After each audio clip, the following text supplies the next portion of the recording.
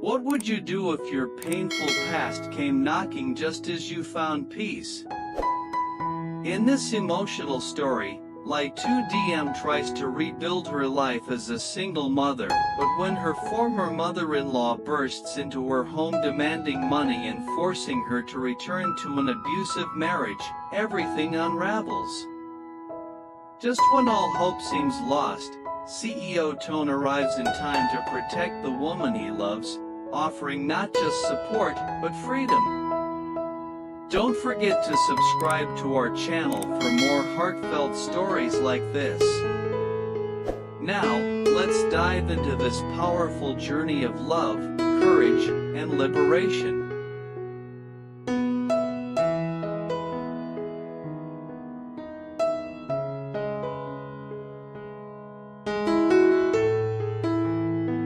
The sun was just beginning to rise, its golden light gently pouring through the thin white curtains of the small apartment Ly Tu Diem called home. The chirping of birds outside was soft and serene, blending into the stillness of the early morning. In the bedroom, Diem sat at the edge of the bed, cradling her baby son in her arms. His small hand clutched her blouse as she hummed a lullaby, rocking him back and forth with patient rhythm.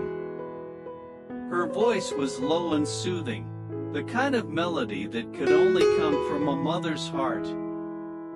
The baby, barely a few months old, had been fussy the night before, and she had barely slept.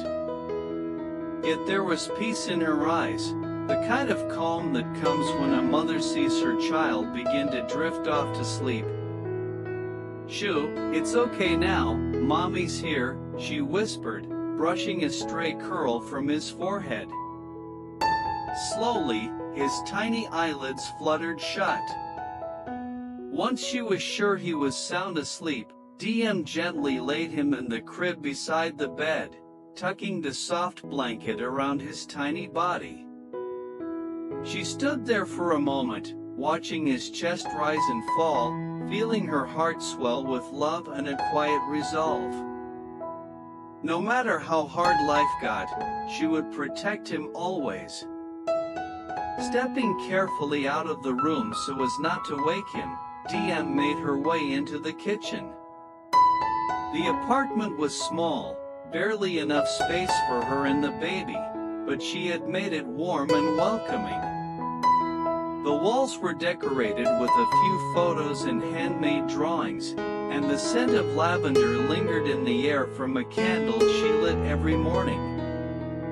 She tied her hair into a loose bun and began to prepare breakfast. There wasn't much in the fridge, but she made do with what she had as some eggs, rice, and a bit of leftover pork from last night. She moved quietly, stirring, chopping, and cooking with practiced efficiency, always keeping an ear open for any sound from the bedroom. Despite her financial struggles, these quiet moments were precious to her. She liked waking early before the world came crashing in, before memories of a painful past could catch up to her. It was during these silent hours that she could pretend everything was normal, that she was just a single mother building a better life for her son, one peaceful morning at a time. As the rice cooked and the eggs sizzled in the pan, Diem allowed herself a moment to smile. She looked at the small breakfast she had prepared and imagined her son growing up healthy and happy, far from the shadows of her old life. She didn't miss the luxury or the big house, only the dignity she had once lost and was now slowly reclaiming. She poured tea into a cup, intending to sit down for a few minutes before her son woke up. Just as she was about to take a sip, a loud, unexpected knock came at the door. Her hand froze mid-air. Her body stiffened. That knock, it was too familiar, too forceful. Her heart began to race.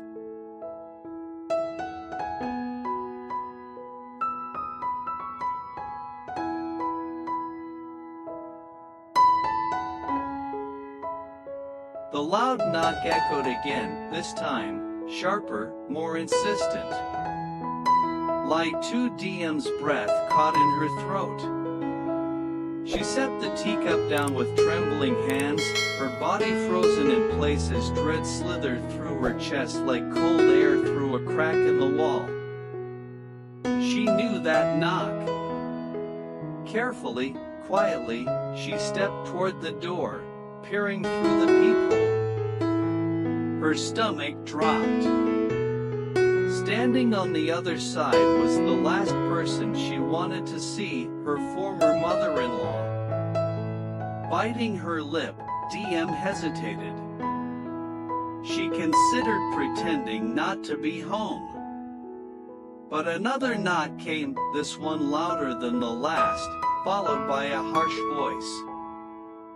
Ly Tu Diem. I know you're in there.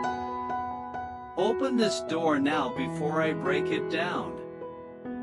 The baby stirred in the other room, letting out a soft cry. Diem's instincts took over. She opened the door a crack and stepped outside, trying to shield the apartment with her body.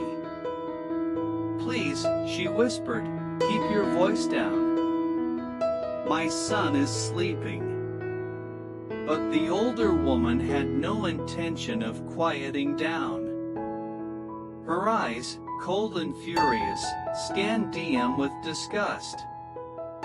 Your son, she sneered.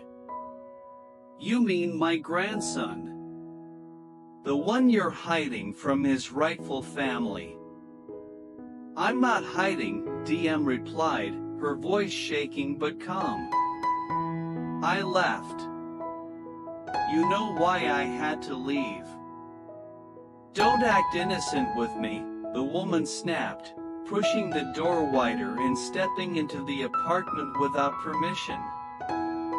You left with debts unpaid, and now you think you can just play house with some new man while we're left to clean up your mess? I don't owe you anything, Diem said firmly, trying to block her path. But her former mother-in-law slapped her hard across the face. Diem stumbled back, holding her cheek, stunned more by the cruelty than the pain. The woman advanced, eyes blazing. You owe me every cent we spent on your wedding, on that fancy hospital room you gave birth in, on the shame you brought to our family when you left my son like a dog in the street. Tears welled in Diem's eyes, not from the slap, but from the crushing weight of being pulled back into a past she had fought so hard to escape.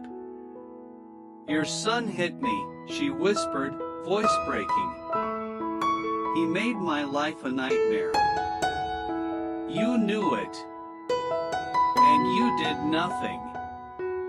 He's still your husband, the woman shouted. And if you want peace, you'll come back with me. Raise your son properly. Settle what you owe. Or else. No, Diem's voice came out louder than she expected. I'm not going back. Not to him. Not to you. Not to that house full of lies. The woman raised her hand again, but Diem backed away. Her whole body shook, but she stood her ground. I don't care what you say, Diem cried. I'm finally building a life that's safe for my son. I won't let you destroy it. I won't be your prisoner again. You think you can run forever, the woman hissed. You'll crawl back when that rich man you're chasing gets tired of you. And when you do, you'll wish you had listened to me today. Diem's tears spilled freely now. She hated that she was crying in front of this woman, hated how her past still had the power to wound her so deeply. But even as her vision blurred, her feet stayed rooted. was not that broken girl anymore. And just then, as if summoned by fate, the sound of a car door slamming shut echoed from outside. Heavy footsteps approached, strong and purposeful. She turned toward the door. Her heart leapt. It was Toan.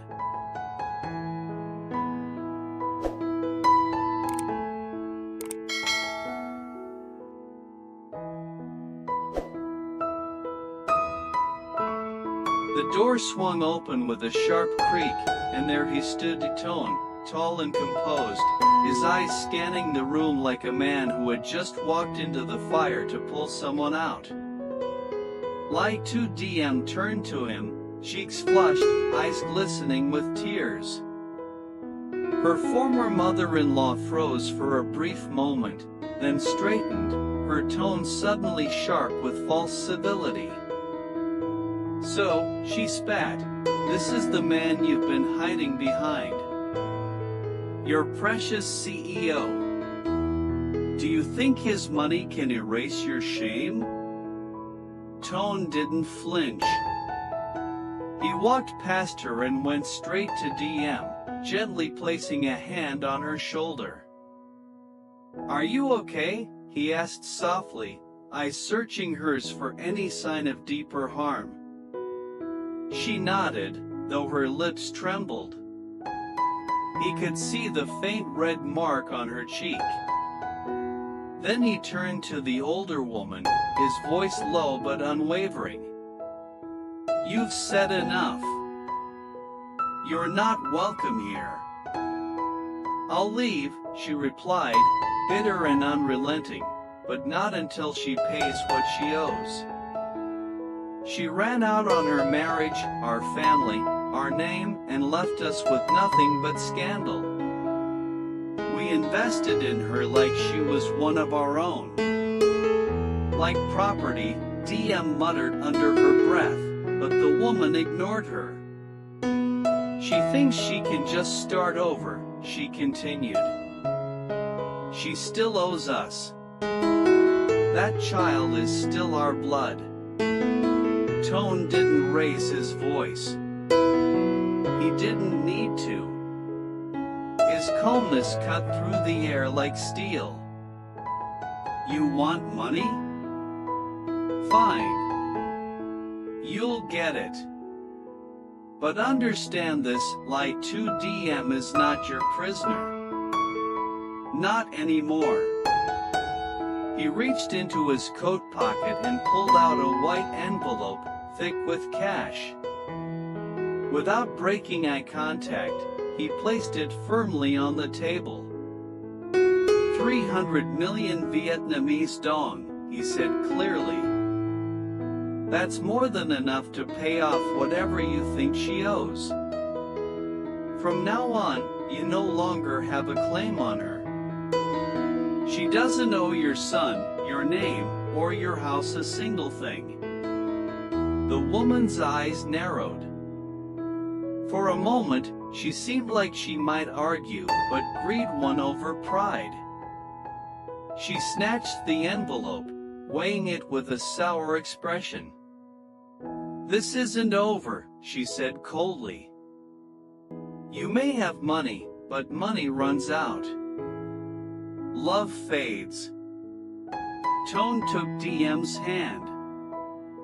"Maybe for some people, but not for us." With that, the woman stormed out, slamming the door behind her.